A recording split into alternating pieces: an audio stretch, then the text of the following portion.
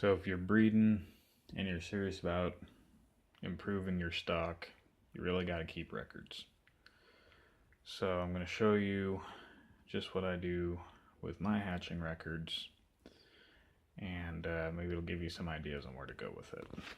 Let's skip to 2010 here. So each year I've got a tab in this notebook so I can keep track and flip forward. I keep just my hatching records in here. The individual records for the birds are kept in binders. 2010 here, I start off by making notes of when I started pairing things up for the season. The next section is a record of the toe punches, the breed that they are, and the pen that they were in, as well as what the chicks will be if it's a crossbred.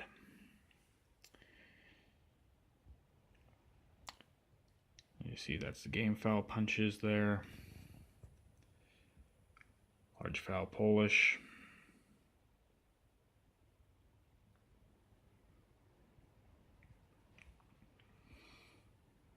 other types of birds.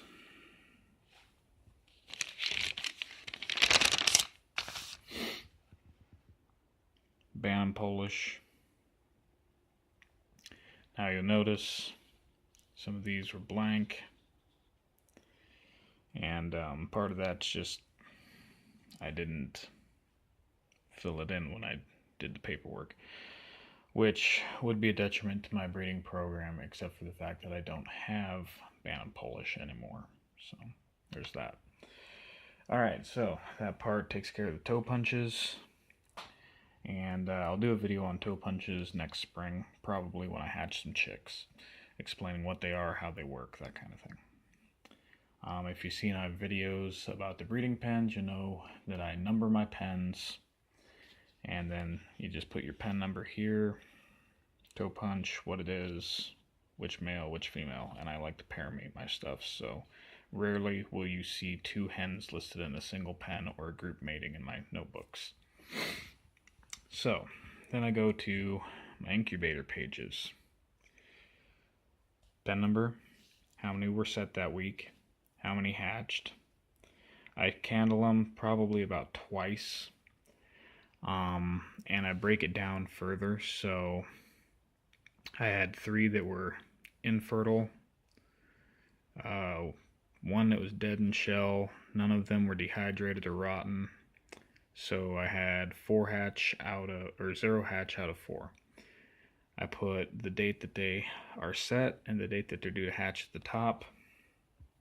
And then I just run down the pen number and how many they were. So, as I said in my breeding pen book, or my video, when I gather the eggs, I write on them. So, for example, these eggs would have been written as 22-1 when they went in the incubator, 27-1. At the end, I put the totals, any notes. Here it says that we had a problem with the temperature in the incubator. And then I just continue that all through the season. So for 2010, it looks like I did 3 sets in the incubator. Now, if I'm hatching them under hens, I set it up a little different. I'll show you what I've got here. I alphabetize those so I can differentiate them from the incubator sets. I don't need to write the pen number on the eggs because more often than not, if I'm using a setting hen, she's hatching her own eggs. So, for example, set B came out of pen 30, started on April 30th, and shows when come off, how many eggs they were, what the chicks are supposed to be marked. And the reason I do that is I take this book out with me when I toe punch these chicks, and instead of flipping back and forth all the time, I've got it right here, and I can put what what notes I need to all at the same time. I don't have to keep flipping pages. So it tells who they were out of, and it shows that nothing hatched out of that bunch. We'll cut down to another pen here, set E. Pen 44, set May 28th. They were marked double left, inside right. Says what they are. There was 9 chicks. I write down the down color, and if there's anything different than that. I also put this little note here. This group, if I remember correctly, was mostly males. So about a month in, they started tearing into each other pretty bad. So I put that note just to remind myself, in case I repeat that mating, to keep an eye on it. And I go, okay, it looks like I did more incubator sets after I started the ones for the setting hens. So 5, 6, 7, 8, 9. So, and then I had some more hens start setting late in the season. And usually I'll do a summary page at the end of the season saying what hatched, what didn't, what breeds I had fertility issues with, that kind of thing. But in 2010 I wasn't doing that yet, so I don't have that. And then the next one, I go straight into 2011 and I just repeat the process. Reason I like using these composition notebooks, they're bound, you know, and I used to just keep my records on computer paper, but I was continually misplacing them, and I just started doing this instead. So I started using this booklet in 2009.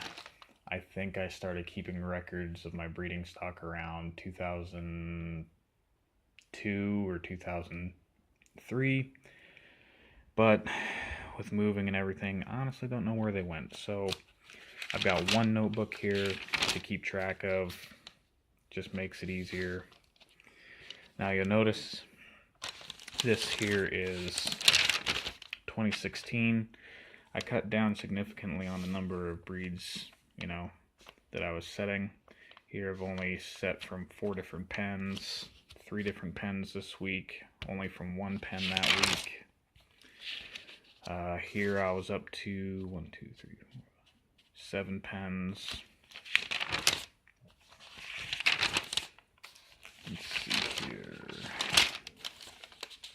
Yeah, so here's my totals for 2016. Black-shouldered peacocks, I set 7 eggs, none of them hatched. Gray runners, 4 out of 9, 7 out of 13 on Sussex.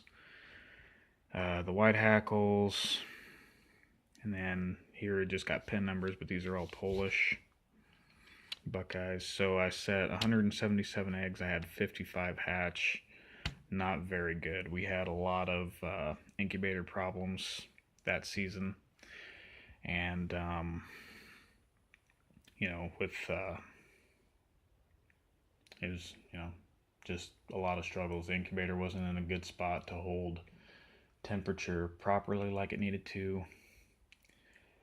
and yeah, that's, again, in the spring I'll do a video on setting up your incubator and where you should place it so you don't run into those problems. But anyways, I just thought seeing how I do my records for hatching might give you some good ideas on yours.